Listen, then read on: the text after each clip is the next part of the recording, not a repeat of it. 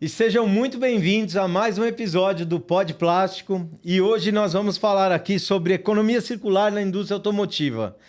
Segurança, leveza, eletrificação e compatibilização. Se eu tirar o plástico de um carro moderno, ele fica mais pesado, menos eficiente, menos seguro. E isso não é opinião, é engenharia. Por isso nós temos aqui hoje, eu sou o Rui Katsuno, empresário na transformação de plásticos há mais de 30 anos, especialista em termoformagem e fundador do Instituto Sou do Plástico.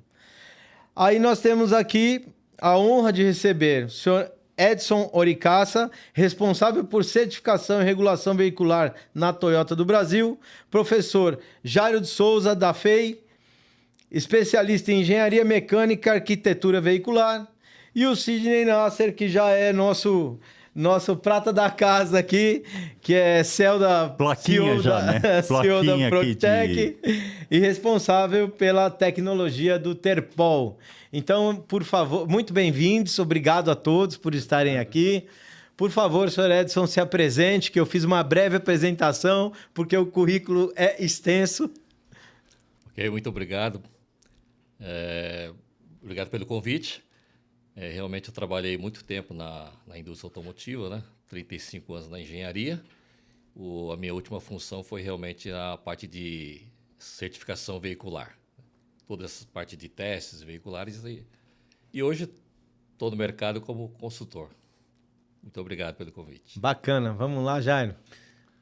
Primeiramente, muito obrigado pelo convite aqui. É sempre um prazer encontrar aqui com vocês, né? Tem um papel extremamente relevante, né, na sustentabilidade da sociedade brasileira, né? O tema reciclagem é um tema central, né? E é um prazer estar aqui. Então, fazendo uma breve apresentação, meu nome é Jairo Souza, né? Sou professor no Centro Universitário FEI, responsável pela cadeira de arquitetura veicular, né? Então, nosso trabalho é entender as tendências futuras, ajudar os engenheiros do futuro a criar estruturas, né, que protejam a vida, que melhorem a eficiência energética, né, que tenham reciclabilidade e, acima de tudo, né, que entreguem uma mobilidade futura e sustentável para o nosso país. Minha trajetória foi de 30 anos na indústria automotiva. Trabalhei alguns anos na Suécia, né, como gerente de engenharia de produto no desenvolvimento de motores. Trabalhei também como pesquisador na Universidade de Estocolmo, em KTH, sob a supervisão do professor Hans-Erik Ångström, né? Naquela época nós tínhamos alguns dilemas com relação ao futuro, né? O futuro naquela época é o presente. Hein, Jairo, essa tua experiência na Suécia, há quanto tempo atrás, e o que você via naquela época, hoje você vê no mercado, na prática? Sim. É bem interessante, né? Porque trabalhando em laboratórios de pesquisa e desenvolvimento, a gente vê uma série de tecnologias que, naquele momento, são um momento muito incipiente, a gente não sabe aonde vai dar, né? A gente costuma dizer que pesquisa ela é mal comportada, né? Isso eu aprendi com um professor. Como é que é? Pesquisa é mal comportada. Mal comportada, né? Porque muitas vezes você acha que você vai para uma direção, mas no final você acaba indo para outra, né? Então você não tem muito controle. Mas as tecnologias que foram trabalhadas naquela época, hoje são tecnologias presentes nos produtos, nos veículos, né? Na mobilidade. E se demonstraram soluções, né? Sustentáveis. Né? Eu adoro comparar os dias de hoje com os filmes do Jornada nas Estrelas, né? Só falta o teletransporte. Olha lá. Os Jetsons. O Jetson também, Jetsons. Provavelmente vai se tornar realidade no futuro, em algum momento, né? Do futuro. E você, meu amigo? Todo mundo te conhece já, mas Bom, manda obrigado. Bala. Um detalhe, hoje é sábado, hein? Hoje é sábado. Todo mundo aqui... O programa nosso é gravado, tá? Sábado, hein, pessoal? Estamos aqui, né? Então, apesar... A gente fala 1h30 de bate-papo, dificilmente alguém ouve 1h30, mas fica o arquivo para depois a gente ir conversando. Então, obrigado do convite. Eu sou o Sidney Nasser, trabalho com a indústria automotiva porque nós temos uma indústria química que fornece aditivos químicos para borracha, especialmente para borracha. E aí envolvemos guarnição de carro, retentores, buchas, anéis, ou ring, ou seja, toda a parte de borracha, mangueiras, né? Nós temos participação porque nós temos um laboratório de aplicação. Então, nós temos uma mini fábrica de borracha, os ASTMs, D2000, tudo aquilo lá, a gente trabalhou muito com isso. Eu trabalho com isso desde 80, desde os 14 anos, né? E um pouco antes da pandemia, nós desenvolvemos a tecnologia Terpol, que é a base de borracha da seringueira, borracha natural, como modificador de plásticos e compatibilizante. E isso, para a economia circular dos veículos, é muito importante, nós vamos conversar aqui. Então, obrigado a oportunidade. E só fazendo... O Jairo nós tivemos aqui há uns 3 semanas atrás, há 3 semanas, né? E quando você saiu, Jairo, eu peguei um guardanapo, falei, Rui, vamos parar de babar aqui, porque o que nós aprendemos com esse homem aqui em 2 horas, bacana. Eu não aprendi na universidade o tempo inteiro. E aí o Jairo falou, não, eu vou trazer outra pessoa que é o Edson. Então é um grande prazer dividir essa manhã de sábado aqui com vocês. Se você me permite, né, fazer um comentário aqui, o Edson é um grande amigo de longa data, é um professor, né? Tem uma carreira de sucesso. Eu costumo dizer para as minhas turmas na universidade, né, que eu tenho a felicidade de ter ao meu lado, né? Ele participa nos semestres na FEI, dando palestras, né? E a gente tem a oportunidade de trazer algo do nível do Edson. Edson chegou a representar o Brasil junto com as autoridades federais em várias delegações, né, e visitas a outros países, e também representou o Brasil lá no Congresso americano para falar sobre tecnologias brasileiras, né? Como o híbrido flex. Ele fez parte da equipe que criou o primeiro veículo híbrido flex comercializado no mundo, né? Então, que ano foi? Você lembra? Eu gosto de falar de datas para ver o que era lá atrás e onde estamos hoje. Bom, na indústria que eu trabalhava, né, o veículo desenvolvido aí, o híbrido flex, ele surgiu lá em 2019. Tá? Esse evento que o professor Jairo mencionou, né, de eu participar lá nos Estados Unidos, foi que os fabricantes de etanol americanos tinham interesse em saber porque a indústria automotiva ela não fabrica combustível, certo? Mas existe uma correlação muito grande, né? Combustível, veículo, combustível. Sim. Né? Cada indústria precisa seguir em frente, porque um sem o outro não adianta. Um não consome e o outro não roda. É verdade. Né? Então, os produtores de etanol lá dos Estados Unidos, que eles queriam saber dessa tecnologia, né? Que tecnologia era essa, né? De ser híbrido e ser flex, né? Então, para eles entenderem um pouco mais, eles convidaram alguns representantes aqui do Brasil, e eu fui como representante da indústria, e expliquei lá para eles como é o veículo, né? qual é a tecnologia que o veículo usa. Foi basicamente isso aí. E o professor Jairo, ele aumentou muito assim a minha Não é motivo de orgulho. Nós temos visto vários profissionais brasileiros com projeção internacional, né? Então, é importante a gente valorizar os nossos profissionais, o conhecimento. Com certeza. Não só a academia, A mesa é forte, hein? né? Com certeza. A mesa é forte. Mas também valorizar os profissionais, incentivar aqueles, né? A gente está falando aqui num canal aberto, né? Aqueles que têm o empreendedorismo na alma, né? Que venham para a academia, que venham para a indústria, né? Para que a gente possa alavancar, né? A economia e o setor industrial brasileiro. Nessa linha aí do professor, como ele mencionou aí, tempos em tempos ele me convida para fazer uma apresentação para os alunos, lá, os formandos, né, lá na FEI. Estou mencionando como ele é professor lá na FEI. E tem uma parte do nosso bate-papo lá que sempre a gente fala um pouco da experiência no exterior, né? Como é ser engenheiro trabalhando lá fora. E como eu tive essa experiência também, né, como não tão completa como a do professor aí, mas fiquei por 3 anos, né, lá no Japão, trabalhando na engenharia de uma grande montadora. Então, acho que a gente compartilha, às vezes, com os alunos para poder motivá-los ou mostrar como é a vida. Os de horizontes, engenheiros. né? É, Os horizontes. exatamente. E como a gente fala muito aqui, o nosso Pod Plástico, a gente sempre introduz o tema plástico, porque é a alma do nosso negócio aqui, é o plástico. Então, na economia circular das montadoras, Edson, ela nasce ali, obviamente, na engenharia, né? Quando se desenha uma peça para que ela entre na cadeia da economia circular, mesmo porque tem umas determinações, umas obrigações de ter reciclado dentro da indústria automobilística, né? Mas isso começa lá na engenharia, né? Sim. Inclusive, é claro que toda a indústria automobilística ela tem vamos dizer assim, um gatilho muito forte, que é a parte de legislação governamental, né? Sim. Os marcos regulatórios. Então, isso aí que puxa muita tecnologia, né? Tanto a parte ambiental, a parte de emissões, né? Como reciclagem e coisas ligadas à parte tecnológica e ambiente também, certo? Então, por exemplo, né? Tem países como o Japão que as montadoras criaram, né? Vamos dizer assim, uma rede de reciclagem de veículos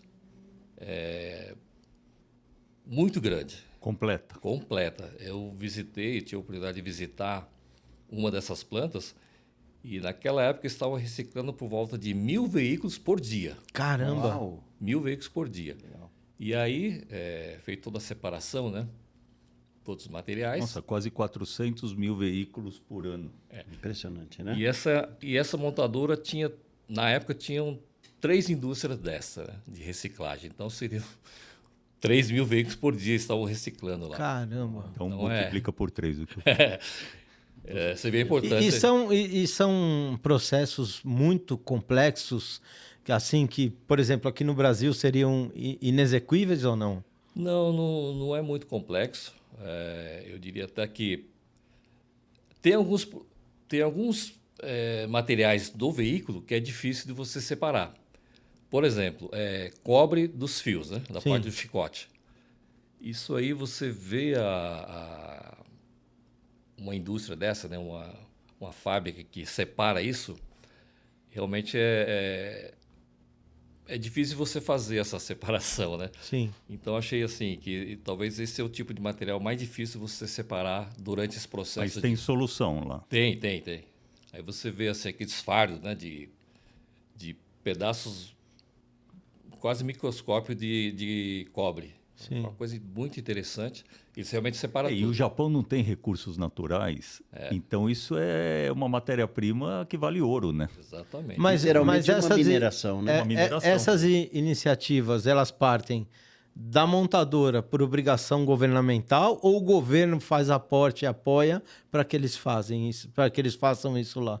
A origem, vamos dizer assim, 100% qual foi a motivação, eu não posso te afirmar aqui.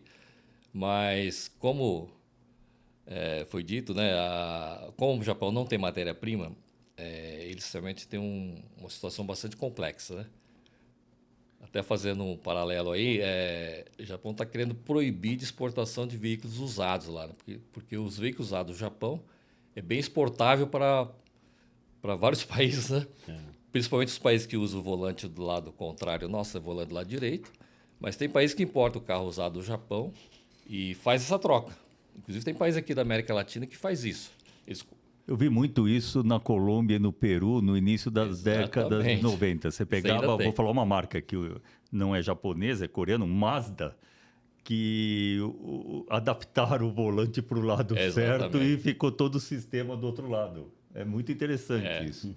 Então, essa preocupação do governo de manter a matéria-prima dentro do país para que eles possam continuar produzindo. Sim.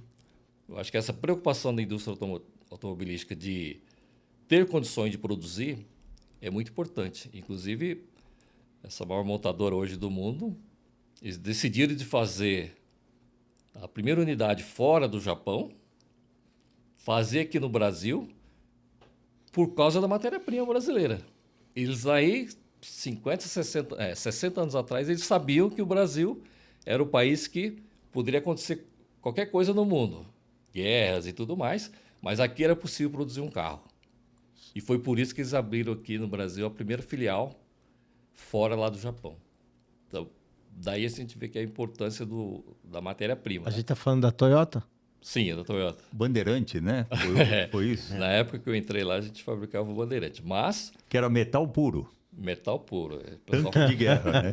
Um Panzer. É, né? pessoal. Um Panzer. Sim. Realmente as espessuras das chapas lá eram, né, bem diferentes da chapa de hoje, né? Naquela época eu usava até 4, 5 milímetros, né, de espessura. Hoje ele vale mais do que ele valia lá no passado.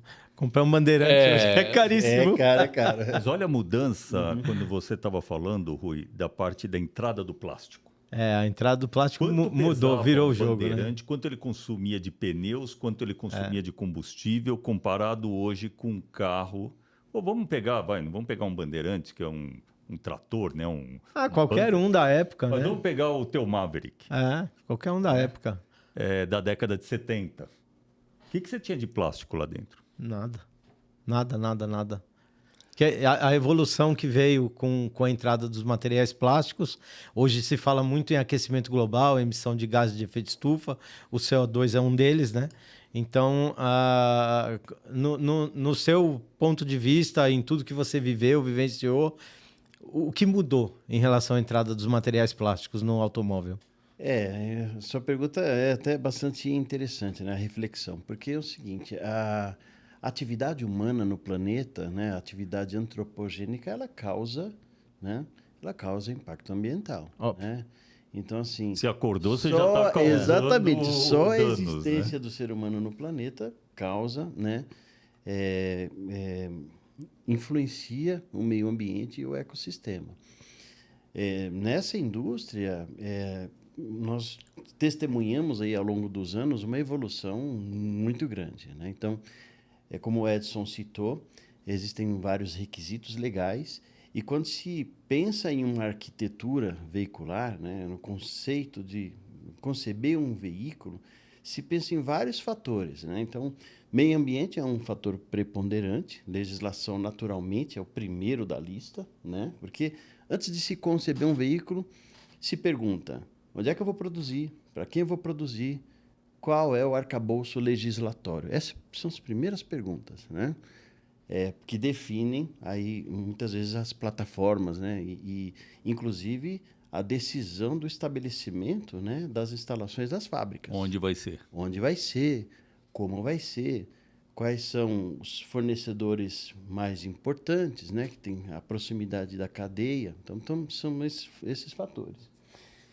E ao longo do tempo, o que nós vimos é que nós partimos de arquiteturas ou estruturas basicamente metálicas para estruturas mistas, né? Por uma série de fatores. Então, aí o plástico ele tem um fator preponderante, ele é muito importante do ponto de vista de segurança veicular, eficiência energética. Então, eficiência energética, consumo de combustível e redução de peso, né? De massa, né?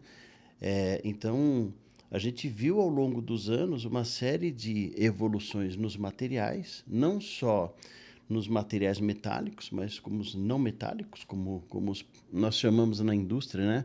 Os polímeros de engenharia, né? Sim. Porque são produtos, são materiais desenvolvidos especificamente com propósitos específicos, né? Então, existe uma ciência que vocês dominam até melhor do que nós. Nós somos os usuários, né, dessas tecnologias, vocês são os especialistas, né?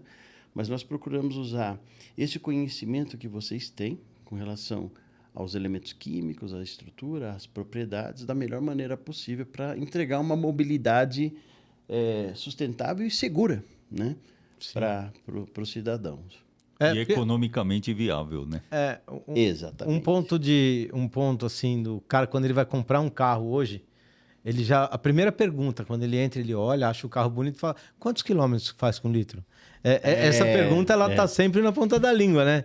Se fosse lá no Maverick, fala: ó, 2, 3, depende do seu pé, né? Se você deixar o Maverick ligado no posto de gasolina, nunca enche o tanque. O tanque nunca vai encher. Uma coisa interessante também para levantar, e inclusive está muito relacionado com os materiais, é sobre essa. Está muito relacionado com o NCAP, né?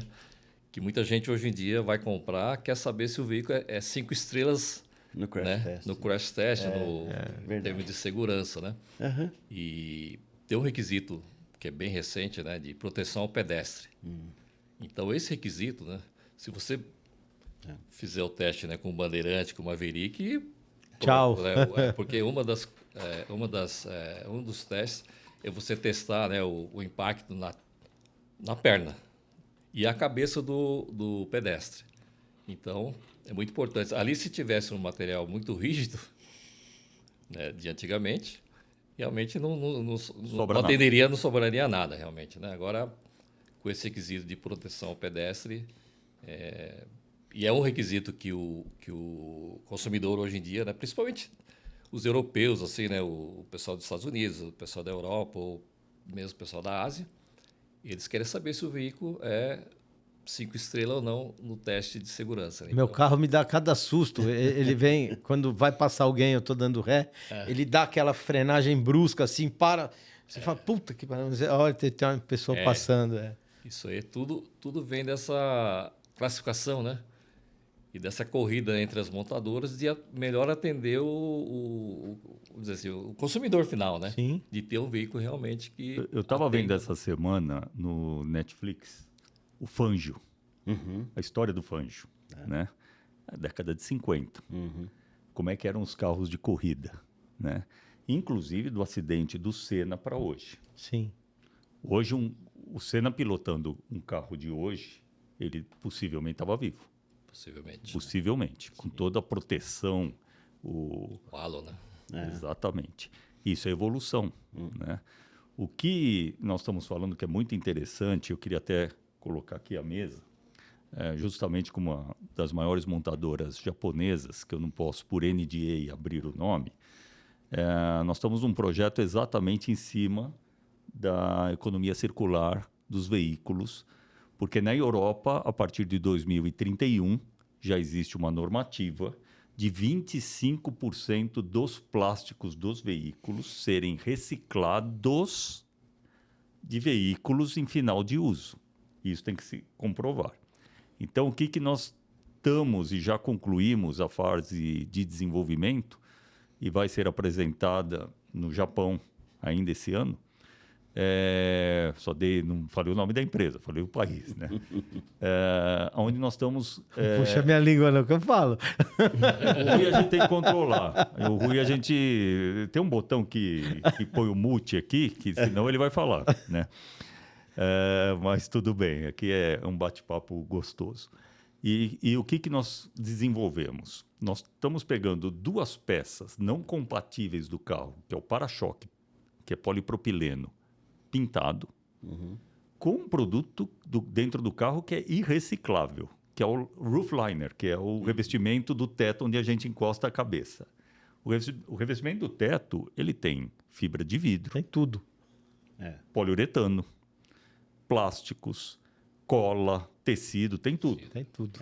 E nós conseguimos, com a soma dos dois, dar 25%, com mais 8% da nossa tecnologia do Terpol para aglomerar tudo isso, e foi combinado com 67% do PP virgem, e atingimos a especificação de uma peça que eu não posso falar qual vai ser a peça do carro, porque senão fica...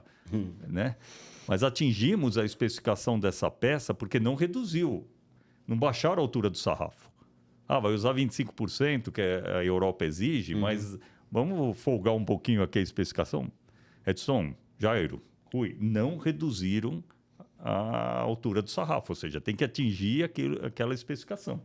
E nós conseguimos entregar acima dessa especificação com 25% de plásticos oriundos de carros no final do ciclo de vida.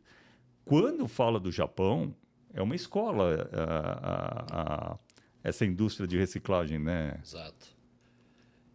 Inclusive, o Brasil está fazendo um paralelo, né, com os países desenvolvidos aí, né, que existe o programa Mover, né, que já estamos aí agora na terceira etapa, né, começou lá com o Inovar Alto, depois entrou o Rota 2030 e agora o programa Mover, que está trazendo também a necessidade, né, a obrigação de se usar materiais recicláveis, Circulares, né? circular, a economia circular. Então, esse percentual não está dividido, mas porque a exigência é de recuperação e reciclagem em 80% e recuperação e remanufatura em 85%. Então, Caramba.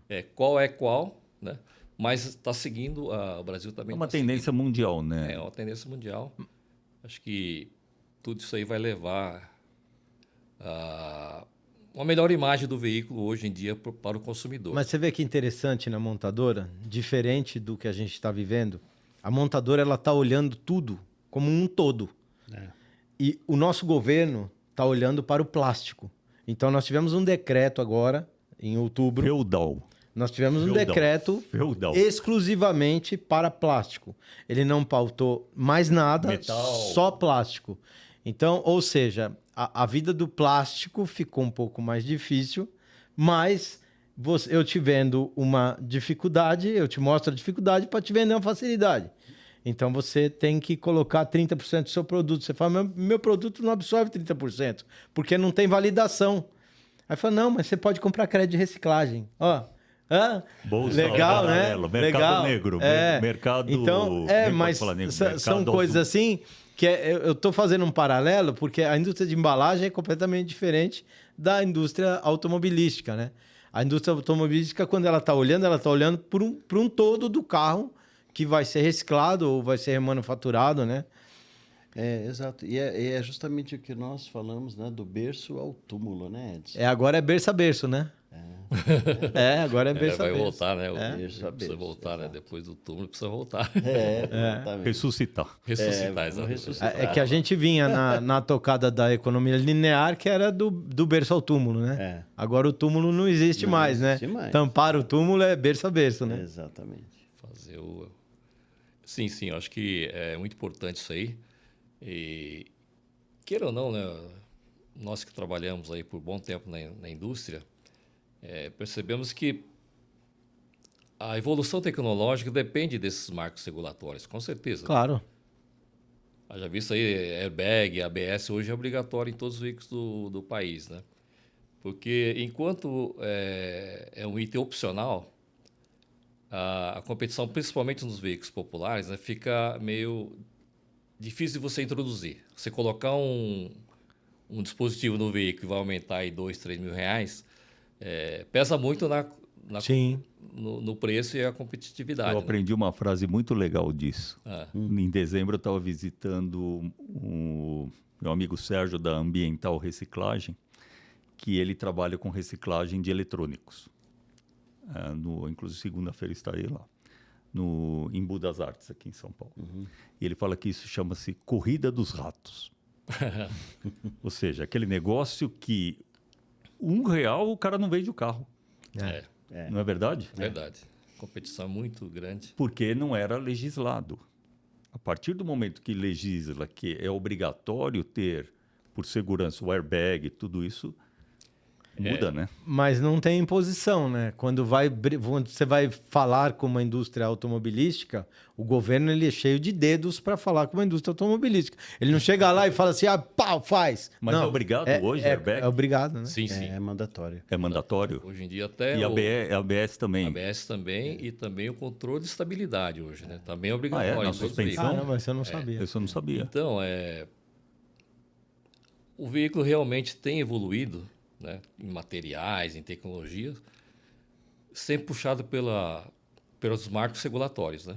Inclusive essa parte ambiental, né? Emissões, por exemplo, é um grande evidenciador desse processo, né? O governo vai estabelecendo, vai mexendo no sarrafo, né? De emissões, e aí todo mundo precisa... Quando vende um carro, eu nunca notei isso. Por exemplo, você vai comprar uma geladeira, um ar-condicionado, dá lá o verde disso, o vermelho daquilo. O carro tem essas informações tem dos consumo veículos? energético, né? Porque, dependendo, o consumo energético hoje é um programa do Inmetro, né, que você precisa fazer um teste comparando com a categoria dos seus veículos. Então, pega todos os veículos daquela categoria aqui no Brasil, né, são várias faixas, aí compara e você vai classificar se ela é A, B, C, ou D ou E. Né? Então, é competindo que você vai fazer essa classificação. E essas informações vêm na hora da compra? Vem na etiqueta, é obrigatório essa etiqueta, o programa de rotulagem, né, do veículo, que hoje é obrigatório a parte de consumo. Você vai ver lá, né, igual o consumo energético de geladeira e tudo mais. Vai entrar também agora a parte de segurança. Vai entrar não, já é obrigatório também a parte de segurança. Vamos dizer assim, os dispositivos de segurança do veículo, né? Os parâmetros de segurança, está lá escrito para você, para o consumidor, facilmente poder comparar. Entender. Entender e comparar dois veículos. Ele vai, além do programa NCAP também, que faz essa classificação, mas você pode ver nessa etiqueta tanto o consumo como a parte de segurança e quais itens de segurança aquele veículo tem. Então, isso é obrigatório. Um diferencial, né? Então, essa etiqueta, essa informação que você está mencionando, hoje é obrigatório. Né? E ela vem, assim, no veículo zero, quando você vai numa concessionária, você vê no para-brisa, né? Sempre do lado direito, que né? é a primeira etiqueta que a gente arranca. Exato. Então, essa é a primeira... Então, é a etiqueta que vem lá e evidencia a eficiência energética, traz os valores, né, do consumo, né? Tem padrões, né? Essa etiqueta é padronizada. E aí, logo embaixo, você já vê a segunda etiqueta, que é a etiqueta de segurança veicular. A pergunta que eu queria voltar lá no crash test do carro, o que mudou com a entrada dos materiais na segurança de impacto? Porque vocês fazem muitos testes dando impacto no carro para ver o cockpit ali, o que aconteceu com o motorista, com o passageiro. O que teve de evolução lá, vamos falar do meu Maverick, vamos tirar a base do meu Maverick para um carro atual. Boa pergunta. Posso falar um pouco sobre isso aí? Claro. É obrigatório também você passar o veículo pelo crash test, né? E o requisito legal está no contragolpe que os ocupantes têm. Sim. Né? Então, para que não danifique os órgãos internos e tal. Então, essa deformação programada, né? Se for uma coisa muito rígida, então esse contragolpe vai ser muito forte. Né? Então, realmente, as montadoras tiveram que fazer esse desenvolvimento, né? Fazer de tal forma que o veículo deforme, mas absorva a energia que os ocupantes não sejam o para-choque do veículo. Né? Isso aí realmente evoluiu bastante. E esse assunto que nós falamos sobre a proteção dos pedestres está ligado a isso também. Sim. Né? Para não ferir, né, o pedestre de forma violenta. Mas esse requisito de que a frente do veículo, a parte traseira também, principalmente para proteger o tanque de combustível, né? Existe o teste traseiro também. Eu testei um já. Da pior maneira possível. Você foi a vítima ou você foi o... Eu rodei aqui na Fernão Dias e bati de ré numa pedra. O banco de trás, ele chegou e encostou no meu aqui.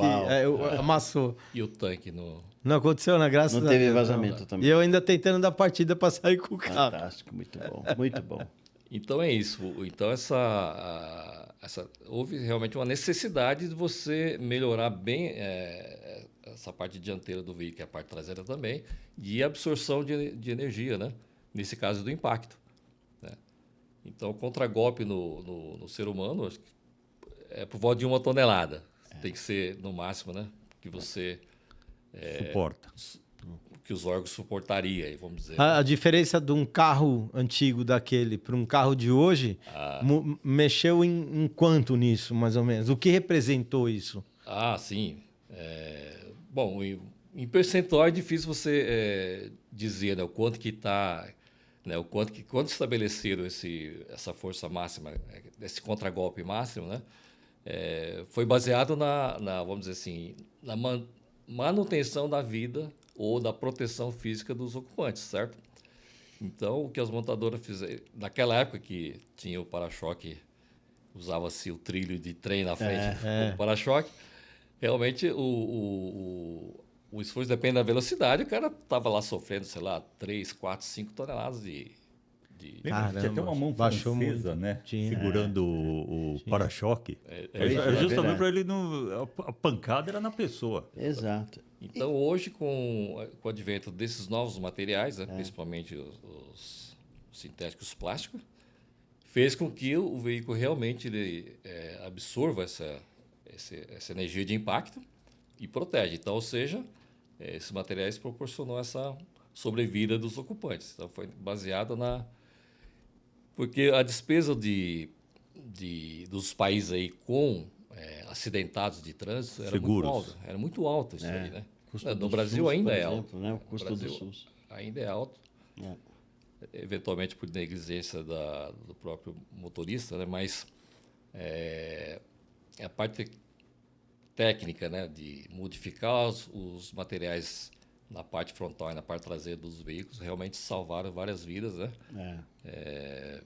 E foi muito importante, né? A contribuição desses novos materiais nesse processo. Isso passa lá na universidade, Jairo? Sim, sim. Complementando então o que o Edson falou, é exatamente nessa linha que a gente trabalha para a formação dos engenheiros do futuro. Então, primeiramente, né, é um mito, né, de que os veículos... Muitas pessoas falam, o veículo de antigamente era mais seguro do que o veículo atual. Não, pelo contrário, né?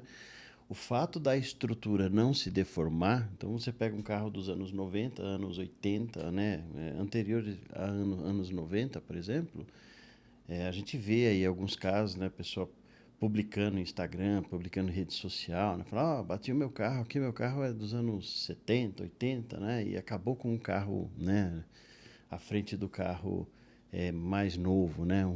Vocês da engenharia falando, ainda bem, né? Ainda Graças a bem. Deus, né? Por quê? Porque o fato da estrutura não se deformar, ele leva à consequência de que toda a energia cinética do movimento ele é transportado para o corpo dos ocupantes. Então, era muito comum, né, nos acidentes do passado, a pessoa bater um carro, né, antigo, né, bater o carro, a estrutura permanece intacta, a pessoa sai bem inicialmente, mas depois Tá tem todo arrebentado. O Tem baço problema. dele, hemorragia. hemorragia, exato. Vai Problema saber, vai morrer vai 5 saber horas depois, não depois. sabe nem Porque o tranco é seco, né? Exatamente, a exatamente. desaceleração. A desaceleração, exato. Por isso que a gente fala que existe uma deformação programada, né? Então, a arquitetura, a estrutura do veículo, ela é concebida de forma que você tem zonas de deformação programada, né? Então, e aí são a combinação de vários materiais, dentre eles os poliméricos, né?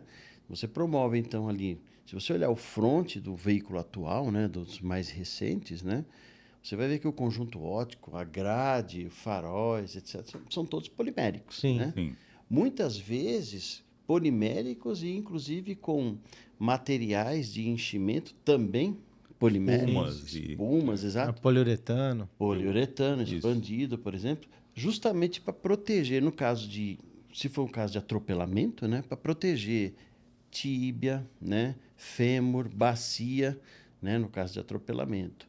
E no capô, por exemplo, né, existem algumas aí a tendência de materiais, né? Então pode-se utilizar, por exemplo, aços especiais, mais entre aspas macios, né, mais resilientes, flexíveis, para absorver o impacto da cabeça, né, do pedestre contra o capô, né? Tiveram experimentos no passado também utilizando materiais poliméricos ali naquela região, mas nesse momento da colisão, o nosso foco principal é a proteção da vida, né, das vítimas. A rolagem dele. Isso. Tanto da vítima, né, do pedestre, né? Sim. Que a gente chama de vulnerable road user, né? Os usuários vulneráveis, né? Podem ser ciclistas, pedestres, né? O pessoal usando a micromobilidade aí, né, elétrica, né? Patinete, etc., né? E pode ser também abatido em outro veículo. Então, você deforma todo o fronte do carro, né? Ali, muitas vezes, front ele Perde estilhaça tudo, tudo. né? Você perde todas Some, as né? peças. Some. Exato. Você tem o para-choque, uma primeira seção, onde fica normalmente o pacote ali de refrigeração, né? Radiador, etc. E aquela zona é a primeira zona de deformação, né? Justamente para você ir dissipando energia. Depois você tem a segunda zona, que é uma zona mais robusta, né? Para Motor. evitar motor, exato. Existe inclusive Também o corpo do motor mudou, né? Ou não? Sim, mas Estou errado. a estrutura, como o comportamento, a ancoragem, os coxins, né? há uma obrigatoriedade que o motor ele não pode ir em direção aos ocupantes, ele precisa Por baixo. Afundar. por baixo, Exatamente, exatamente. Exato. Então existem Ok. todas essas técnicas, né, que são utilizadas na concepção da arquitetura para proteger os ocupantes. E aí depois tem também o airbag, né? São outros componentes internos que também O próprio banco. banco, Lembra? Banco O EPU, você né? não tinha... Encosto. Não, o banco Encosto.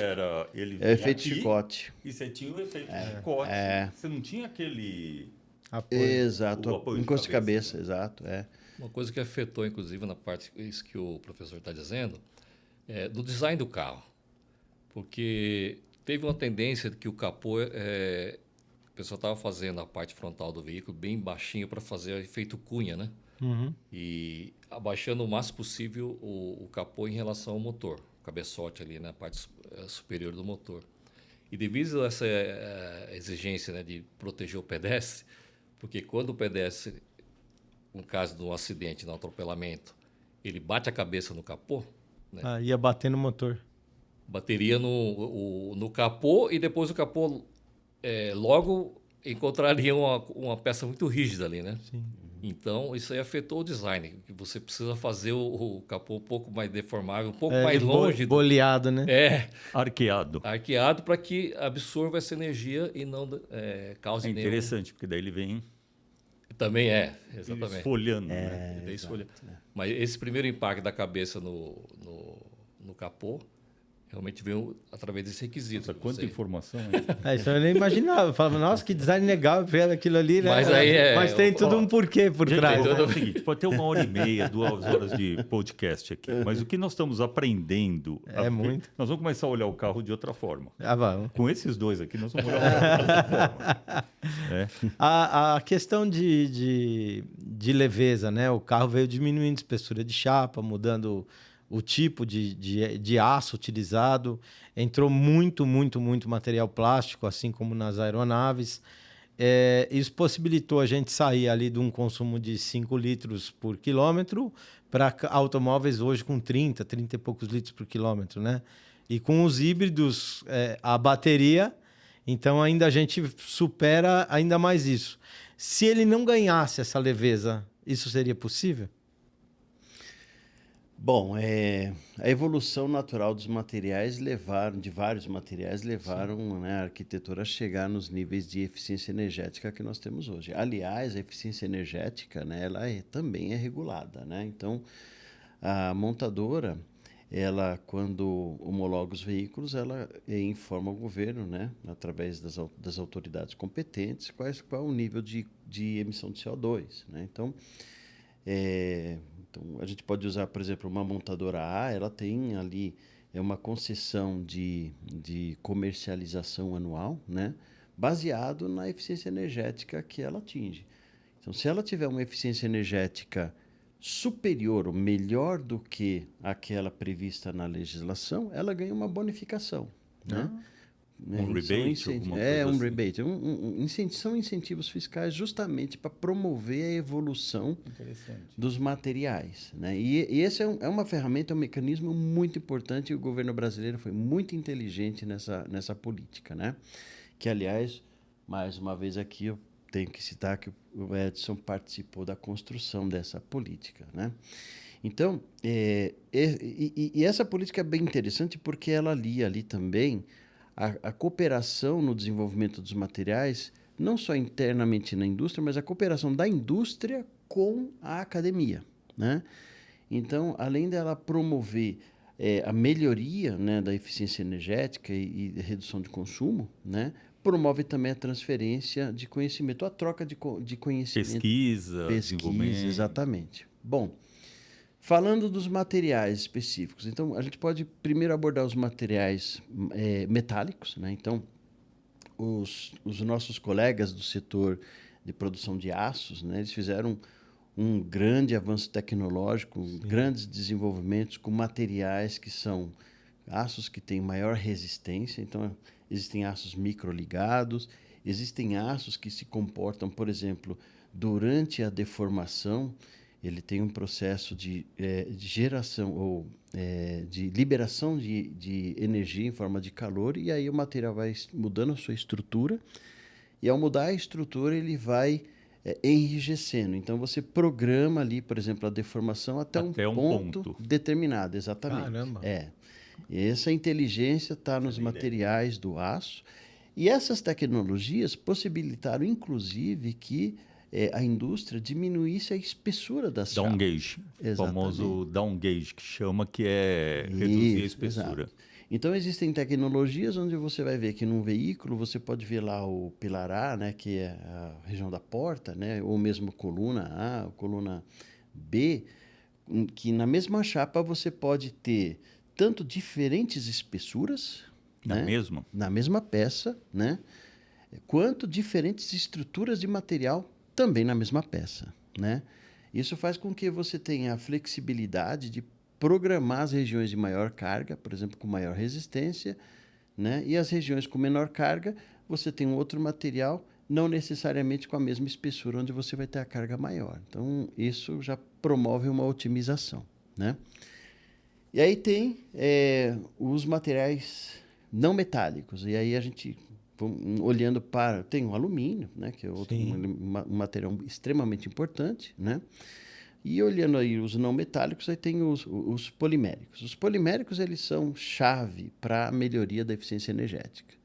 Porque, dependendo do tipo de arquitetura, se comparar uma arquitetura 100% metálica com uma mista, né? Pode promover uma redução de 10, 15, dependendo da arquitetura, até 20%, né, de redução de massa. Reduziu a massa, automaticamente melhora a eficiência energética. É direto, né? É conta direta. Mudou um pouquinho a espessura, né? Você vai ter menos peso, melhora a emissão de gases, melhora o consumo de pneus. Se vocês compararem essa espessura aí, né? Os carros aí da década de 60, 70, a chapa utilizada era acima de 1 milímetro, né? 1,2 mais ou menos. Era a chapa utilizada, né? E agora 0,5, 0,6, né? Metade. Metade, exatamente. Metade da espessura. E uma outra contribuição muito grande que teve também, né? De usar os poliméricos, né? Foi na parte de design. Porque uma lanterna, né? Que hoje tem aqueles formatos totalmente modernos, né? Espaciais. Espaciais. Exatamente. Só é possível porque ele é polimérico. Porque você imagina, se não fosse, não daria para fazer. E o carro às vezes vende por causa disso. O cara vê a frente do carro, eu acho que... Nossa, que linda aquela grade, Verdade, grill, verdade. Né? Tira o grill frontal, que é a grade frontal, que é normalmente ABS, né? Acho que é ABS. Sim. Pintado. E fica o radiador lá, parece um Ford 29, né? Teve uma New Blazer, né, que foi lançada, que a frente do carro dela toda é a grade, cara. É a New Blazer, né? Ela a grade é enorme. E o carro ficou bonito. A imposição do carro tá na grade. A embalagem do carro. Exatamente. Mas isso aí só é possível com materiais poliméricos. Exatamente. Então, a introdução desses materiais permitiu, né, que houvesse um avanço de engenharia tremendo, né? Exato. E também a contribuição com várias propriedades mecânicas, né, para a absorção da energia, né, no caso de colisão, por exemplo, né? A gente costuma dizer na universidade, e mesmo os colegas da indústria, né, que sem essa flexibilidade, provavelmente nós não teríamos os veículos como nós vemos hoje, né? E esses materiais são os materiais que vão ajudar, por exemplo, a mobilidade do futuro. Porque pensando lá no veículo voador, né? Aí a gente olhando lá na frente, né? A questão da massa, do peso, vai ser mais importante, né? Como é na aviação, né? Então, vai ser mais importante. Então, a tendência natural é de que esses materiais evoluam, né? E aí, com a reciclabilidade, que, né, é uma bandeira que toda a indústria, a sociedade, né, adotou e levantou, vai trazer ganhos lá no futuro para a mobilidade, né, que provavelmente espero que a gente tenha oportunidade. Eu quero ver isso aí. Fica quero a ter aqui pra ver. eletrificação nisso. Não sei se é uma das tuas perguntas. Não, manda pau. A nível do que nós estamos falando, né, a eletrificação do veículo. A eletrificação já está mais voltada, né, à parte de consumo energético, né? Queira ou não, o veículo elétrico ele é bem mais pesado que o veículo a combustão. Quando as baterias, As né? baterias Isso são que eu ia perguntar. Que percentual tem essa ideia, Edson? um veículo, vamos dizer assim, um veículo tamanho médio, ele aumenta próximo de 200 quilos, Nossa. 150, 200 quilos a mais quando o veículo ou ele é totalmente elétrico ou híbrido, né? Então aumenta realmente, sei lá, 3 passageiros a mais, 3, 4 passageiros a mais do veículo. Por isso que foi necessário também você melhorar muito a parte, não vou dizer de design, mas de redução de arraste, né? O coeficiente de atrito, né, que a gente se fala. E os Atrito em relação ao vento. Ao vento. Ao vento, Então, aerodinâmica. A aerodinâmica. A gente percebe o seguinte, tem algumas peças que nós chamamos na indústria de aeroparts. Aeroparts, o que significa? Esses aeroparts são feitos, são peças poliméricas, né, que melhoram o fluxo do vento, né? O carro vai andar contra o vento, certo? E ele vai melhorar o fluxo do vento, né? Então, os veículos hoje é uma preocupação muito grande para saber por onde o vento vai passar, né? Isso aí, hoje em dia, você pode perceber como se fosse uma flecha. Você pode perceber que todos os veículos hoje têm uma pequena peça polimérica ali, né, um plástico, em frente dos pneus. Vocês perceberam, né? Exatamente aquilo lá para desviar o vento que vai do pneu, né? Porque o pneu ele tem uma área muito grande de frente, então as pessoas quase não percebem, né? Mas indo assim por baixo do veículo tem todo um fluxo que é canalizado por essas peças, né? Que faz com que... E no caso do elétrico tem que mudar o design disso? Sim, o pessoal abusa, né, desse tipo de tecnologia, né, dessas peças para que reduza o consumo compense os 200 quilos de peso a mais. Nossa, é bastante, né? Mas devem estar trabalhando também para o futuro a redução de peso das baterias. Sim. Né? Sim, esse é o grande desafio de hoje, né? E aí, com relação a peso, né, massa de baterias, eu costumo sempre abordar esse tema da seguinte forma, né? A gente precisa ser justo, né, com os elétricos. Por quê? Porque a nossa tendência é comparar o veículo convencional, a combustão, que tem mais de 100 anos de história, né, e mais de 100 e não anos mudou, né? de desenvolvimento. A base do motor é a mesma. Exato.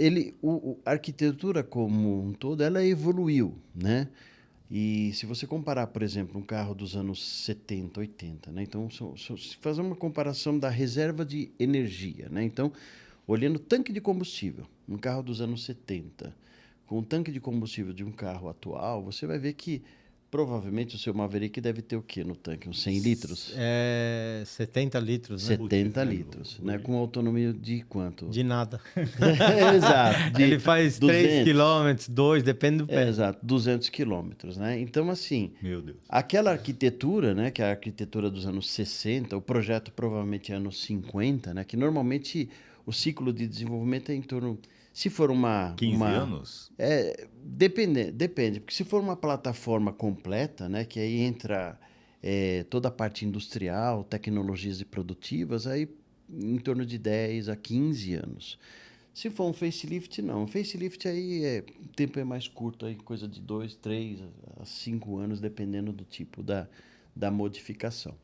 Mas voltando ao tanque de combustível, né? Então, Nos anos 70, se você olha os carros, os tanques eram grandes volumes. Sim. 70, 100 litros, 120, tinha até o Galaxy, né? O Galaxy, nossa. Petroleiro. Não é? Enorme o Exato. tanque, Para uma autonomia aí de 200, 300 quilômetros, né? Hoje você pega um carro moderno, o tanque tem 48 litros, 45, 42 litros. O meu tem 45. 45 para uma autonomia de 800 quilômetros. 800 quilômetros. 800 quilômetros. Então, se a gente olhar o tanque de combustível como um pacote de reserva de energia, nós vimos ao longo desses últimos 100 anos que houve uma grande evolução, de forma que o pacote diminuiu, a eficiência aumentou, o pacote diminuiu, certo? A emissão de CO2 foi lá no chão. Exatamente. A mesma regra vale para os elétricos, né? Então, veja só, os elétricos, como tecnologia em larga escala, eles começaram aí nos últimos, estendendo no máximo 30 anos, né? Agora, grande volume mesmo, nós estamos falando aí de 10, 15 anos, certo? Ou seja, toda essa tecnologia de baterias começou a ser desenvolvida há muito pouco tempo. Sim. Né? Então, os pacotes são grandes. Você tem um de 100 anos, um negócio de 10 anos. Você pega um pacote de 85 kWh, por exemplo, ele vai pesar aí 300, 350 quilos, né? Dependendo do tipo de tecnologia da bateria. Né? Mas, veja só que essa tecnologia é uma tecnologia nova. Né? E está embarcada no nosso celular. Né? Sim. E é uma tecnologia que já nasceu na era da inteligência artificial, na era da digitalização. O que não aconteceu com os tanques de combustível. Planilha, né?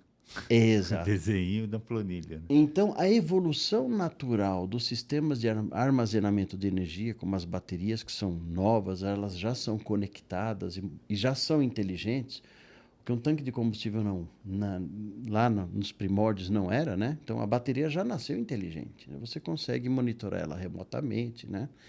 Então, o curso natural é que a eficiência energética das baterias melhore nos próximos anos, provavelmente numa escala exponencial, por conta dela fazer já parte desse ecossistema de inteligência artificial, data centers, né? Pacotes BESS, por exemplo, para acumular energia para geração eólica, né? Então, o curso natural dessa tecnologia é ela melhorar muito a eficiência energética. Durabilidade dela também, né? E aí, o caminho natural vai ser diminuir o tamanho do pacote. E hoje existe alguma preocupação, por exemplo, com o fim da bateria? Onde ela vai parar quando ela ficar inativa?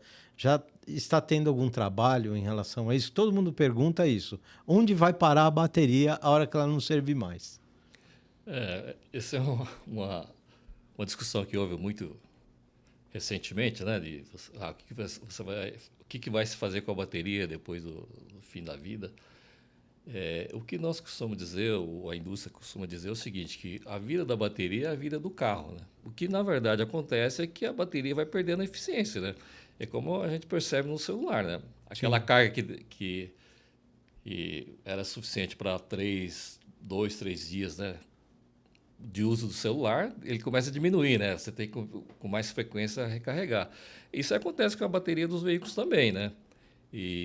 Então, o que vai acontecer é que a bateria vai perdendo performance, mas a pessoa não há obrigatoriedade de você trocar aquela bateria. Você vai dar mais cargas nela.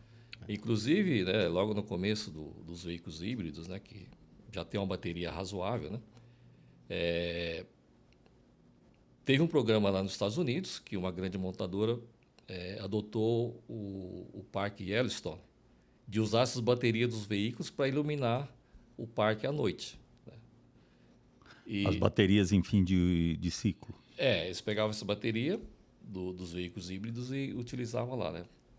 Fazia porque as baterias dos veículos híbridos, né, é feito por células. Né? Você, quando danifica uma bateria, ela não danifica toda a bateria. É uma célula. Você pode trocar aquela célula, né?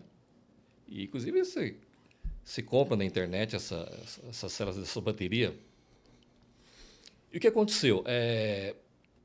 O volume de bateria que, para fazer essa utilização a posteriori, né? Depois do veículo usar vamos dizer, estacionário, não está tendo bateria suficiente para fazer essa eliminação. Por quê? Porque, na verdade, não há essa necessidade de troca de bateria assim. No imaginário das pessoas, falar, acabou a bateria... A gente acha que em 1 ano, 2 anos já tem que trocar. Então, mas nesse sentido, a gente já está arrumando mais uma profissão, né? Que é o cara que vai remanufaturar essa bateria. Já tem gente que trabalha nisso. E falta matéria-prima. E falta bateria, né? Na verdade... Falta bateria. Como eu Não trabalhava... sabia disso. Nem eu. Como eu trabalhava numa montadora, que tinha o veículo híbrido, então a nossa preocupação foi de fazer... fizemos até uma parceria com a Poli, né? De fazer um processo de remanufatura das baterias, reaproveitamento. E aí houve, né? A Poli mandou um especialista lá para os Estados Unidos fazer, porque lá estavam praticando isso há mais tempo. Não, no mercado americano estava se fazendo a remanufatura de baterias, né? Então ele foi lá, aprendeu, voltou e fez todo um procedimento para como você vai ter que fazer essa troca dessas células. Só que faltavam as baterias, né? Não tem bateria disponível, né? Mas temos colegas... Às vezes a gente fala de um problema que não é tão... Eu imaginava um problema muito maior. Eu imaginava uma resposta completamente diferente dessa. Rui, a ideia que você é brilhante nisso, de convidar pessoas capazes, é o que a gente aprende. É muito. Hoje eu vou sair daqui... Cada podcast é um... Hoje eu vou sair daqui, olha, pessoal, recomendo assistir esse podcast, porque está sendo uma aula de assuntos diversos, de conhecimentos diversos, que é do nosso dia a dia. E às vezes nós temos informações erradas, né? Hoje de manhã, eu amanheci com o Rui falando no Instagram dele. Eu fui lá checar, né, quando eu acordei, e o Rui falando, uma médica, falando um monte de absurdo do plástico, sem conhecimento algum. Eu falei, Rui, convida para vir aqui. Né? Você tem a história da freira, que eu sempre peço para você contar para ele. A história da freira é muito legal. Tem uma madre de um colégio do Ipiranga, que foi eu e o Júnior lá fazer uma palestra. O Júnior é o nosso sócio do Sou do Plástico. Está na diretoria do Sou também. E aí ela me pegou e falou que ela era completamente contrária aos materiais plásticos. A gente ia fazer a palestra, que a gente tinha sido convidado, mas ela não poderia não me falar aquilo, que ela era contrária aos materiais plásticos, totalmente, não entrava nada de plástico na escola. Copos de papel, copos de vidro, coisas de metal e nada de plástico. Aí eu falei, não, tudo bem, a senhora não quiser, a gente não faz a palestra. Ela falou, não, eu quero que faça, porque é importante a gente escutar, né? E aí eu e o Júnior fizemos uma palestra bem leve, porque era para alunos até do 9º ano. O Júnior era até muito melhor do que eu para falar para os mais jovens. Eu sou mais, né? Eu sou mais incisivo na fala. E aí nós terminamos a palestra, ela me pegou e falou assim, nossa, onde vocês estavam que a gente não tem acesso a essas informações? Falei, não, pode deixar que eu vou dar acesso para a senhora. Peguei, mandei um livro para ela, O Paradoxo dos Plásticos, que é um livro que ele desmente muita coisa e tudo que é escrito pelo Cris nele, ele tá lá no fundo do livro, todos os estudos científicos comprovando aquilo que ele está falando, né? E aí eu peguei e mandei um livro para ela, ela leu, ela falou, olha, bacana, hein? Vem para minha feira de ciências.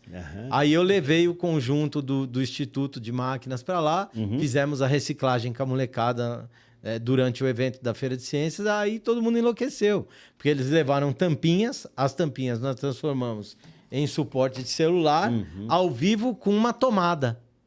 A máquina precisa de uma tomada. Então... tudo NR12. Tem que ter NR12, porque é a molecada que apertava o botão da máquina. E aí nós fizemos a transformação e ela já mudou o pensamento. Aí peguei e mandei o livro do Narlock para ela, que é eu indico muito, que é o Guia Politicamente Incorreto do Meio Ambiente. É muito legal o livro dele também, ele fez a mesma coisa. No final, ele coloca todos os estudos, as fontes de pesquisa, que eu acho que o mais importante é você falar e provar aquilo que você está falando, né? Exato. Assim, a gente na academia, né, como pesquisadores, né, a gente aprende com a ciência de que não existe verdade absoluta, né? Não.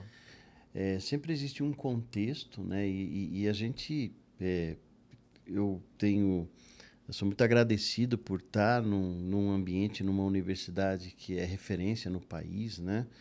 E ali tem profissionais que me ajudam a crescer, né? Tecnicamente, mas também profissionais assim muito maduros, com uma história, né, de vida que são histórias inspiradoras. Mas nesse processo todo de crescimento, o que a gente percebe é que você faz um doutorado, faz um pós-doutorado, você se aprofunda em uma determinada área do conhecimento, ajuda a estender essa área do conhecimento, né? Mas a gente nunca tem um conhecimento pleno, né? Então a gente está sempre estudando, sempre aprendendo. Por isso que é importante algumas máximas. Às vezes nós ouvimos alguns comentários em redes sociais, né? Que muitas vezes não são baseados em dados científicos. E veja só, o fato de também estar baseado em dados científicos pode ser que não seja uma verdade. Não, pode né? ser que mude, né? Aquele conhecimento conceito. daquele momento. Que naquelas condições. Naquelas condições que um grupo de pesquisador... Confundiram polietileno com gordura. No microplástico. Tava falando que estava o microplástico andando no nosso corpo e era um tipo de gordura que no exame, fizeram um exame de pirólise e a gordura se comporta da mesma forma do polietileno. Então, eles encontraram no estudo, na verdade, que é o que está circulando na internet, eles encontraram só polietileno. Então, se nós estamos aqui respirando um ambiente, nós vamos aspirar nanopartículas. Não são micropartículas, são nano.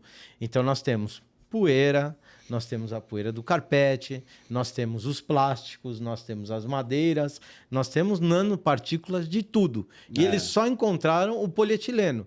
Então, só é fabricado polietileno? Não. Aí foi feita uma investigação a fundo por outro grupo de cientistas que falou, não, peraí, o tipo que vocês estão fazendo de exame está errado.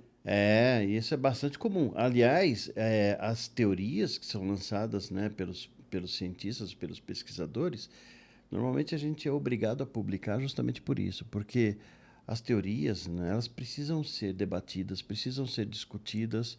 Teoria, né? Exatamente, com outros colegas e, assim, do ponto de vista acadêmico, quanto maior o debate em torno de uma determinada área, né, ou de determinada teoria, mais robusta ela pode se tornar no futuro. Ou ela pode cair, simplesmente cair. Eu falo, olha, não esse entendimento naquele momento, era aquele entendimento naquele momento, mas... Hoje mudou. Né, mudou em função... Tem um problema, Jairo, desculpa só um comentário que eu queria aproveitar.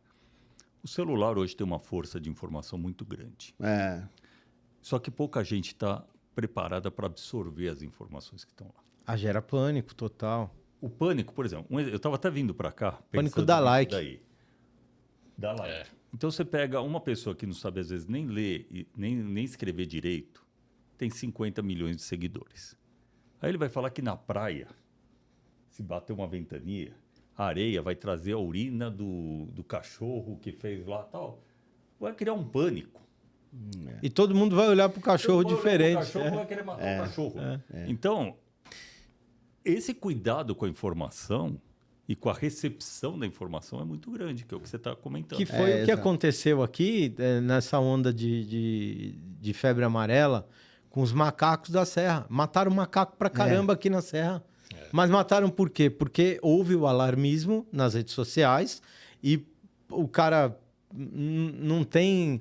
assim, a informação vem de um jeito que o cara não pesquisa. O cara cata aquilo como verdade e vai lá e mata o macaco. Exato. A gente chama de superficialidade do conhecimento, né? Então, essa é muito perigoso. É importante, todos nós navegamos nas redes sociais, faz parte do dia a dia hoje de quem está conectado, né? Você recebe uma série de informações, mas é muito importante filtrar, entender e procurar se aprofundar, né? Muitas vezes as pessoas colocam lá nos headlights, né, nos títulos, né, palavras que chamam a atenção justamente para cativar e chamar a atenção, né? Mas a informação, a qualidade da informação, né, que normalmente vem depois, precisa ser analisada e checada, né? Olha, eu que não sou cientista, muito longe disso. A primeira vez que eu escutei, a WWF fala que eles fizeram um projeto de pesquisa pago, em grau 1, né, antes de avançar, que você come um cartão de crédito por semana de microplástico. Tá? Eu já comi milhares ao longo da minha vida e todos vieram sem crédito. Mas aí eu fui investigar a fonte. Falei, poxa, o que esses caras estão falando? Porque chama atenção, né? Sim. Aí eu fui investigar a fonte. Fizeram numa universidade lá nos Cafundó do Juda, que não tem credibilidade nenhuma.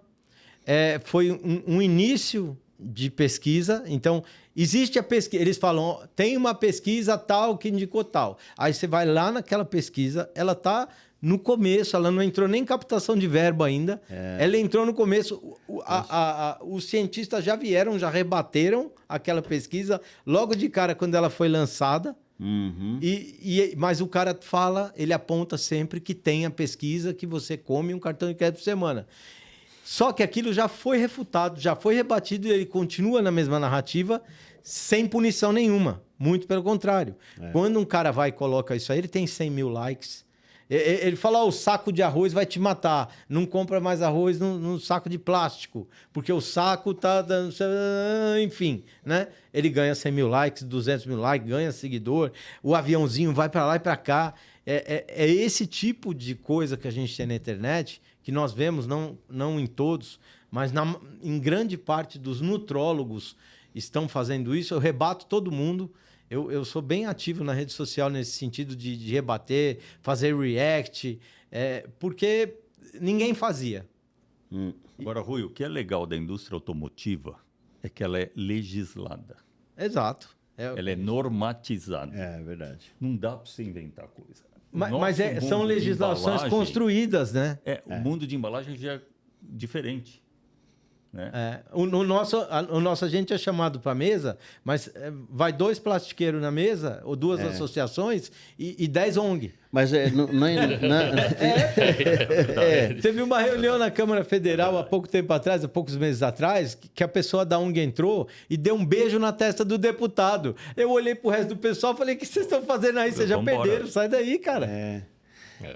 Veja só que o ambiente automotivo, né, o ambiente da mobilidade, que a gente costuma dizer, né, ele é um ecossistema extremamente complexo. Né? Ele é multicomplexo. Sim. E multifacetado porque ele tem interações com diversos segmentos da sociedade. E a cadeia também é longa. Então, nesse setor, e eu acabei de fazer uma migração para o setor energético e eu vejo que a dinâmica no setor energético está caminhando para a mesma direção, é de que há uma grande interação entre os players, né, as empresas, tanto as montadoras quanto os sistemistas, com a academia, com as organizações não governamentais, para a construção de políticas de longo prazo. Né? Então, é uma construção olhando o desenvolvimento tecnológico, geração de emprego, geração de renda para o país. E isso fortalece a cadeia. Né?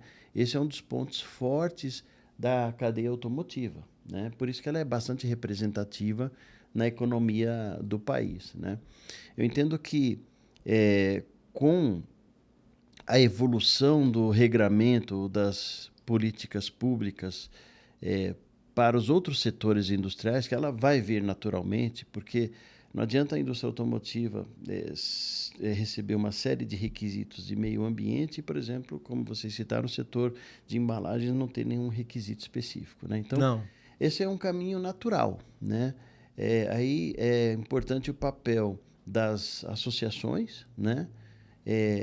Da academia, porque certamente existem profissionais, pesquisadores, professores, né, acadêmicos que trabalham nas dores do setor E esse ecossistema unido pode construir uma legislação futura que seja mais sustentável. Um ecossistema melhor. Ecossistema né? É o que eu acho bacana disso, da indústria automobilística, é a construção de projetos de lei.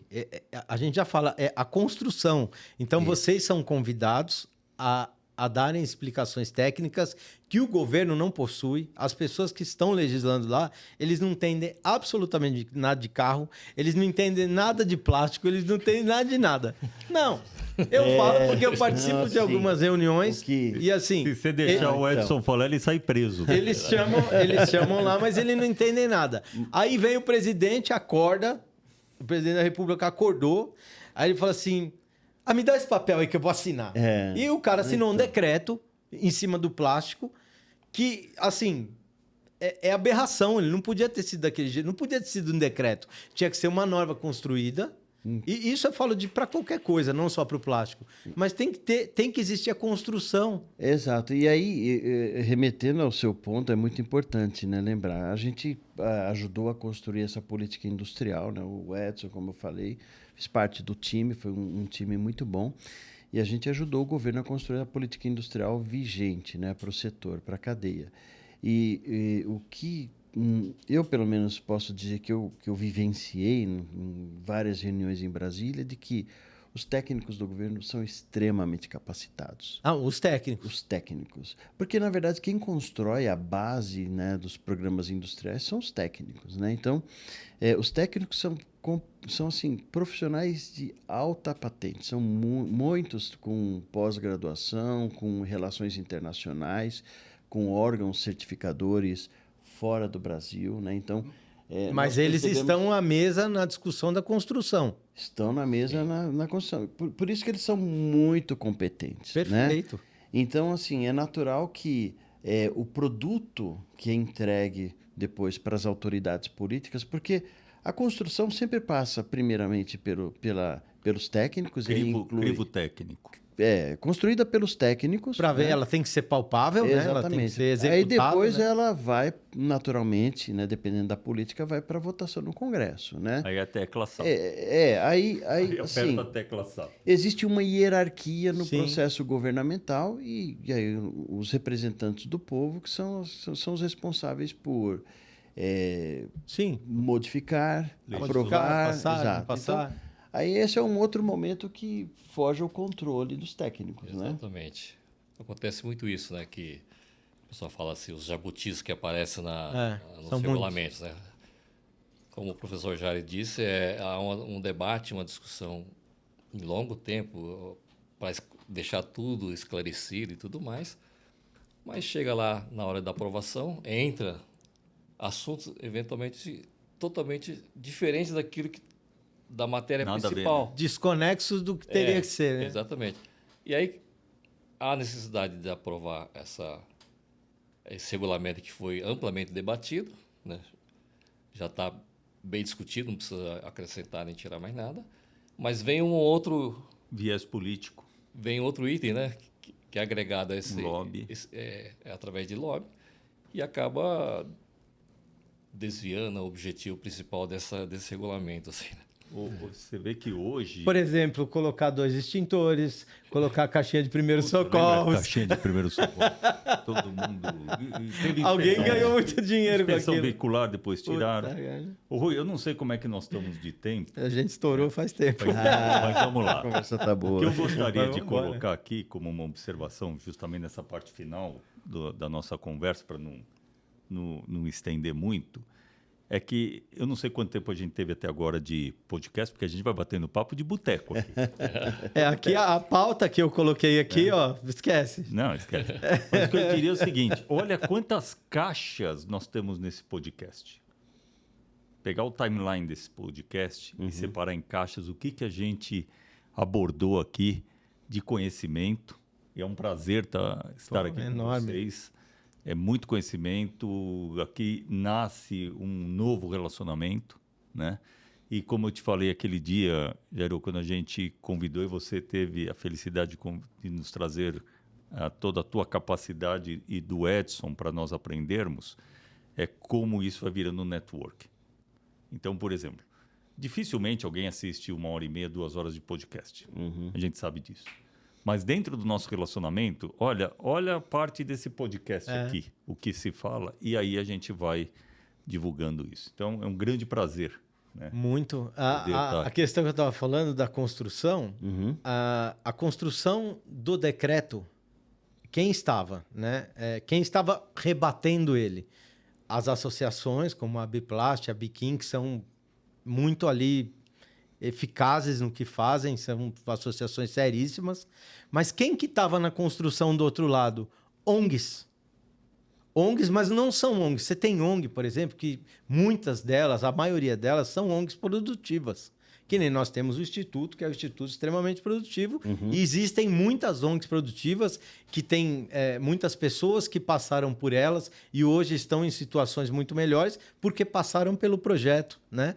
Só que você tem ONG que não produz absolutamente nada, que é aquela ONG que eu chamo... ONG que põe girafa no Amazonas. Não, eu chamo essa ONG de ONG cancerígena, tá? Que é aquela que vai lá, ela é paga para rebater alguma coisa. E você vê que é pago mesmo, e eu não tenho medo nenhum de falar, porque você entra lá nas pesquisas e vai vendo quem patrocina. Aí você vê fulano, beltrano, ciclano, você vê que são os inimigos daquele determinado material que paga aquilo. Então, esses caras construíram uma legislação, cara. Eles nunca entraram numa indústria, eles não sabem o que é ter um funcionário, eles não sabem absolutamente nada da cadeia de transformação e o impacto que isso pode gerar. Obviamente, não vai ser do jeito que está, porque foi feita uma imposição, agora as associações se juntam e começam a se articular para que aquilo mude alguma coisa.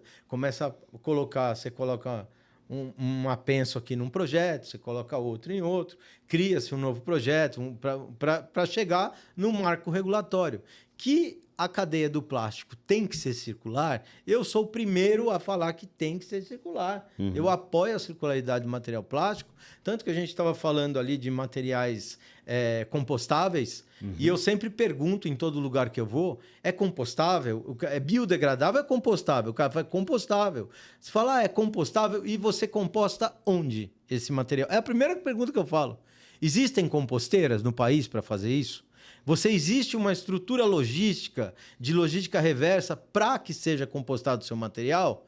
Ele fala, não. Eu falo, então, ele é 3 vezes mais caro que o outro e não tem composteira. No final da vida dele, ele vai ter o mesmo comportamento do plástico? Então, ele não tem razão dele estar aqui. É a colocação. Né? Ele teria a razão de ser se ele tivesse o final desejado, que era composteira. Aí seria o melhor dos mundos. Aí você faz Mas é aquele negócio da informação. Segregação. Aí vai escrito um exemplo que é biodegradável. Qualquer pessoa, e eu sem conhecimento, pegaria isso, jogaria na estrada, qualquer lugar, achando que daqui 6 meses sumiria. E não é nada disso. E a regulamentação de vocês ela é completamente diferente. É um negócio à parte, né? É à parte. Bom, em breve esperamos Jairo e Edson e Rui que nos carros, naquela etiqueta que você falou que joga fora do lado direito, você que falou, tá gravado. É a primeira etiqueta que tira. Não falei que eu jogo fora, falei que eu tiro. Ah, tá. Você tira. Escrever quanto tem de plástico reciclado lá dentro. Olha que negócio legal. Essa informação para o pessoal saber é legal. Talvez nesse programa de rotulagem, né, que, como nós mencionamos, tem a parte de consumo energético, né, consumo de combustíveis, tem a parte de segurança veicular, né? Eu acho que a reciclagem seria a próxima... Importante. A informação, né? A ser colocada no programa de rotulagem. Né? É um programa bem amplo do governo. Inclusive, quando você mencionou a parte do extintor, eu até lembrei porque com o advento das novas matérias-primas no acabamento interno do veículo, né? A parte de acabamento de portas, bancos, né? Próprio teto e tal, foi possível retirar o extintor de incêndio porque esses materiais evoluíram, né? E não são propagadores de fogo. É tudo anti-chama, né? Tudo anti-chama. Então, isso proporcionou a retirada do extintor. Né? E o que aconteceu? uma passagem que eu tive foi que essas ONGs, né, que estavam defendendo o extintor ABC, eles fizeram um evento lá dentro do Congresso Nacional para debater, eles queriam voltar o extintor, né? Veja bem, eu não quero criar nenhuma polêmica quanto os eu que trabalham com o extintor. Deixa que o Rui fala aí. Então, nesse evento, né, na mesa principal, estavam lá vários políticos, né, deputados e tudo mais. Na plateia, estavam algumas pessoas, né, dentre elas estava o presidente que representava os fabricantes de veículos, e eu estava representando a engenharia automotiva aqui do Brasil, tá? E o assunto era por que pode se tirar o extintor, né? E a massa que estava lá, a plateia principal, era o pessoal que estava defendendo, o pessoal da indústria de extintores e tal. E o meu ponto foi exatamente esse, né? Que é uma evolução, né, dessas matérias-primas adotadas, né, no veículo, realmente não precisava de ter o extintor. E aí colocaram lá, o pessoal trouxeram um vídeo, apresentaram um vídeo, colocaram um veículo lá da década de 50, 60, pegando fogo. Aí eu falei, puxa vida, mas esse veículo aí... Melhor gancho do mundo, né? Esse veículo aí... Nós estamos falando na era do veículo autônomo, né? E esse filme aí da manivela. Da época da manivela. Da manivela. Vamos trazer um veículo né? Vamos mostrar um veículo que hoje atende, né, todo o requisito de flammabilidade e fazer um teste para ver, né? Mas aí... Obviamente desistiram. Mas isso aí acho que... principalmente os materiais, os poliméricos, né? Realmente colaborou muito, né, para ter essa evolução, tanto a parte de segurança, a parte de economia de combustível, né? É normatizado, né? Você tem que atender o teste da flammabilidade. Exato. E autoextinguível, né? Que na realidade tem que é ser autoextinguível. Exatamente. Então eu acho que essa indústria realmente colaborou muito, né? E a indústria... Com certeza tem que agradecer, né? Exato. Tem que agradecer. Por exemplo, quando a gente vai lá para o passado, esse binóculo aqui, ele é de marfim. Então, um animal morreu aí, né? Certo. Isso aqui é o baquelite que substituiu o marfim. Qual a diferença? Olha. Então, aí nesse caso, o plástico salvou os animais, né? Eu tenho um outro exemplo. Aqui, ó. Isso é clássico. Tartaruga. Lê o que tá dentro aí. Aí no triângulo aí, ó, aqui no meio. Aqui no tartaruga. Genuinamente tartaruga, né? Uau. Que é isso? Isso é tudo casco de tartaruga. Aí a gente tem aqui um pente de plástico com a mesma pigmentação que um animal deixou de morrer salvando os animais para ter isso aí. Exato. Então, isso acontece desde sempre, desde que o plástico nasceu, que ele nasceu com esse intuito. Nós temos aqui, isso aqui é baquelite, então, telefone de baquelite.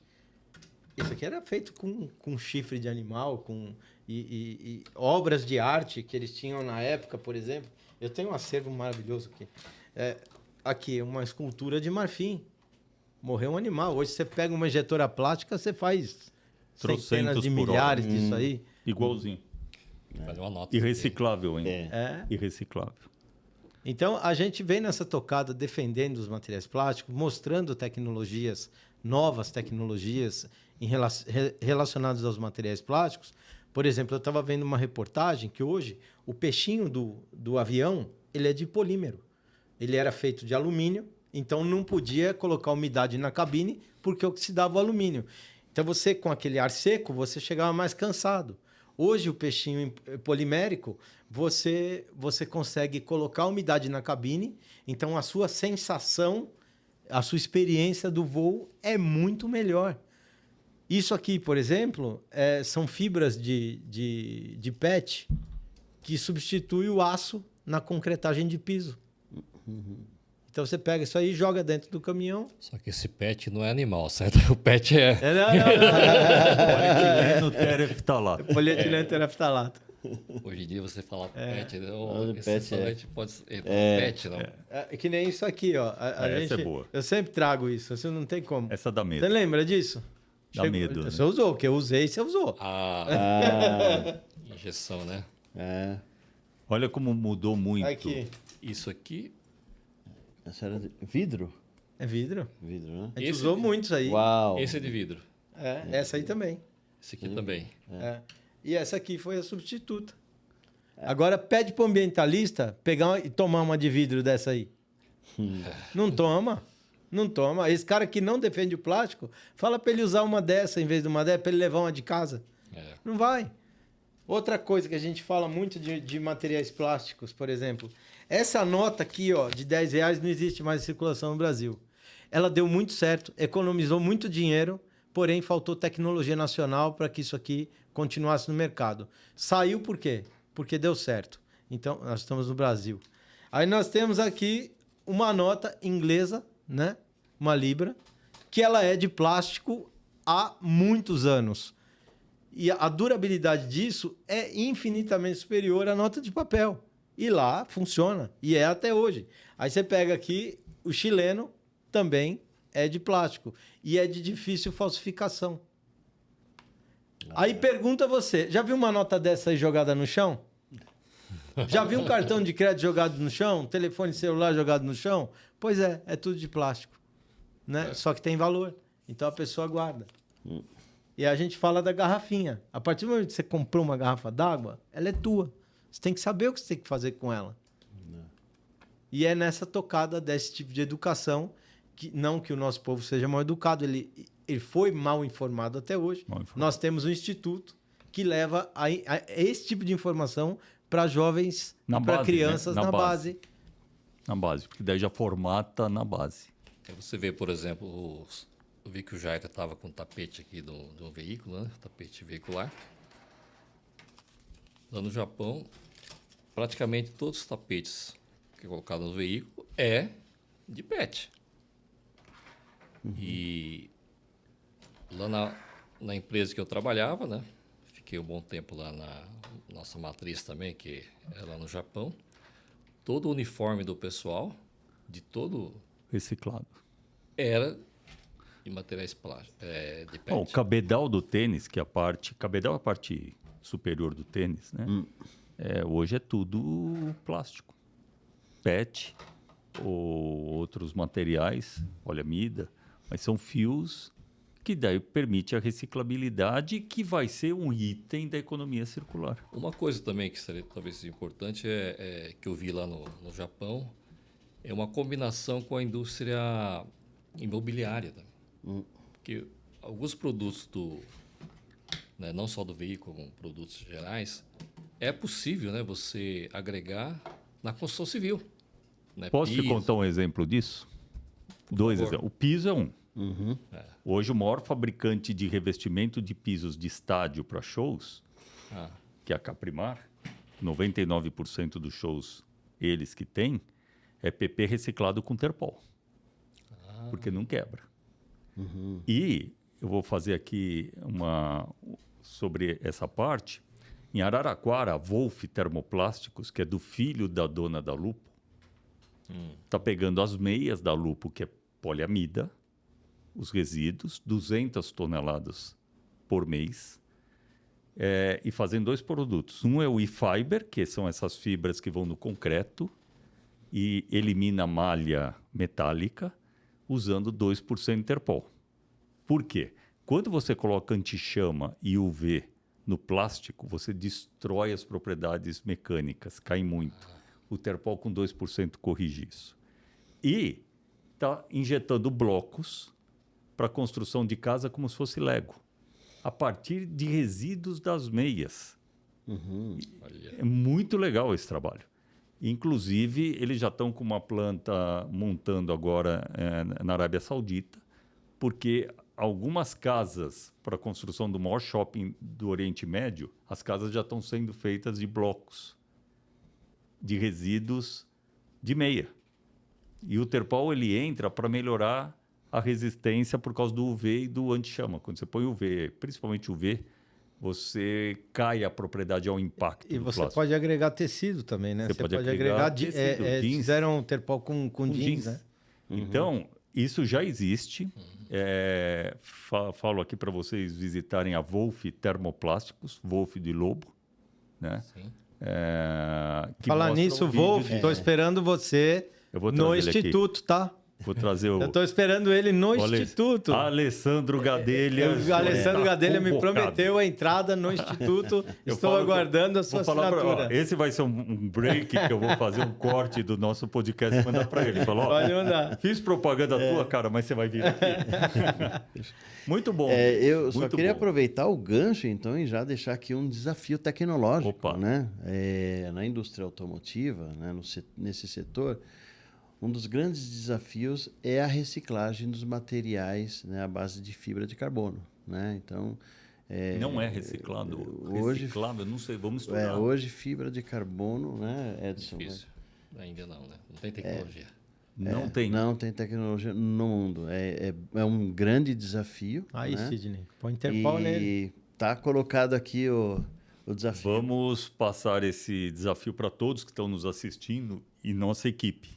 Nós temos uma equipe que eu comentei com vocês, tem 2 engenheiros de materiais de 25 anos, de idade, não de experiência, que é o Bruno e o Tomás, da Hyper Nano, muito envolvido bom, com grafeno e nanotecnologia, fazem parte da nossa equipe, onde a gente utiliza, eles estão incubados, aí no caso da Universidade Mackenzie.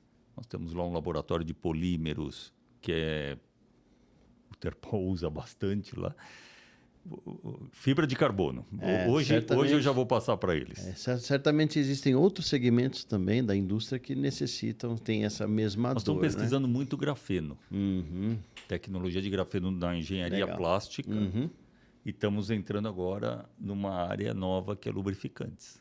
Pessoal, já estou tomando aqui uma puxada de orelha. Está ficando muito longo, está quase 2 horas já. Uau. Passa rápido, né? Passa bem rápido. Muito bom. Então, a gente está chegando ao final do nosso Pod Plástico. Por favor, deixe uma mensagem, olha direto para aquela câmera, como se você estivesse sendo assistido pelos 8 bilhões de pessoas que existem no planeta. Que mensagem você deixaria?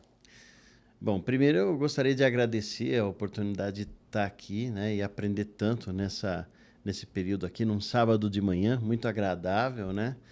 E eu gostaria de deixar a mensagem relacionada à reciclagem. Reciclagem, de fato, é um movimento muito importante para que a gente tenha sustentabilidade industrial, sustentabilidade para a sociedade, né, para o nosso país.